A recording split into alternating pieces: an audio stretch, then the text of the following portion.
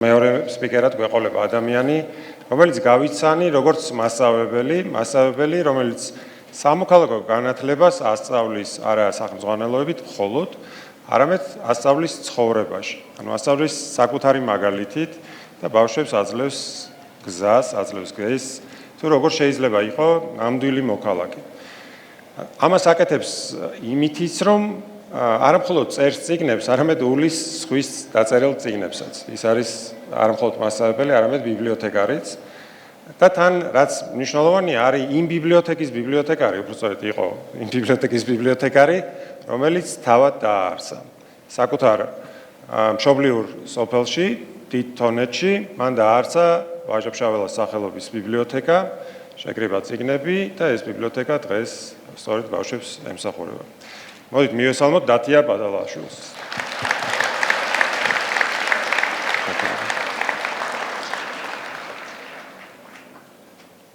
გამარჯობა.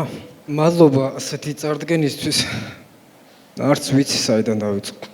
თუმცა დავიწყებ იქიდან, რომ ყველა არის ბრძოლაში ვართ და ყველამ რაღაც დავკარგეთ. მეც დავკარგე რაღაც. დავკარგე ისეთი რაღაც დავკარგე, თითქოს ვიღაცამ გულში რაღაცა მომგლიჯა.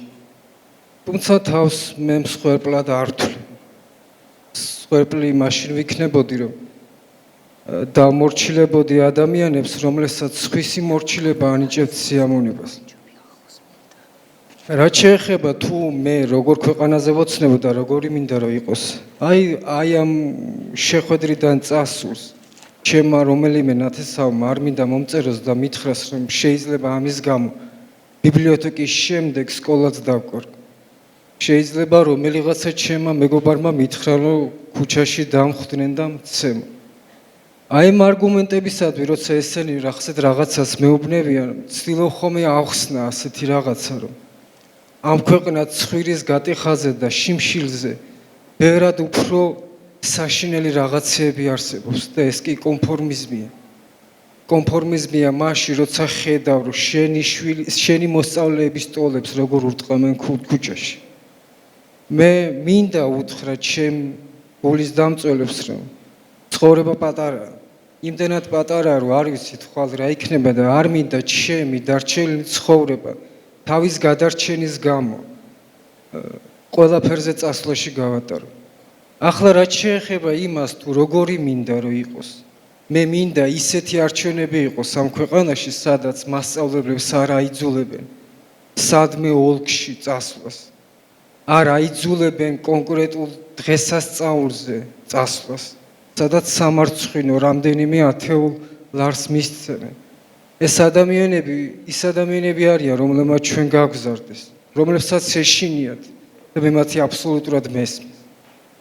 არ მინდა ჩემმა მოსწავლემ მე მითხრას, რომ რა თუნდა ისწავლოს, როცა ხედავს, რომ წვრილ ჩინოვნიკს, რომელმაც წერა-კითხვა არ იცის, თანამდებობაზეა და ზემოდან დასქერის ადამიანებს. არ მინდა ჩემმა მოსწავლეებმა ქურდული ვარსკვლავები დამიხატონ დაფაზე. მე ასეთი ქვეყანა არ მინდა. იმიტომ რომ ხედავენ თუ როგორი სასამართლო გვაქვს. არ მინდა ჩემს თანასოფლელებს ხმის სამოღები შეეშინდეთ იმის გამო, რომ შეიძლება ვიღაცამ დახმარების მოხსნის გამო დაემუქრა. არც ის მინდა რომ იმის შეეშინდეთ, რომ ხმა მოიღო როგორ იხჩობიან უწყლობით, როგორ ცვივიან ტალახში უგზოობის გამო. მე მიყვარს ეს ქვეყანა. იმდენად მიყვარს, რომ არ არსებობს საათი ამ ქვეყანაზე ფიქრის გარეშე.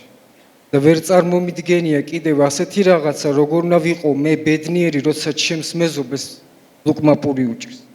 აი ასეთია ჩემი სამშობლო და ჩვენ თუ არ ვიბრძოლებთ და დანაკარგი გაცილებით მეტი იქნება.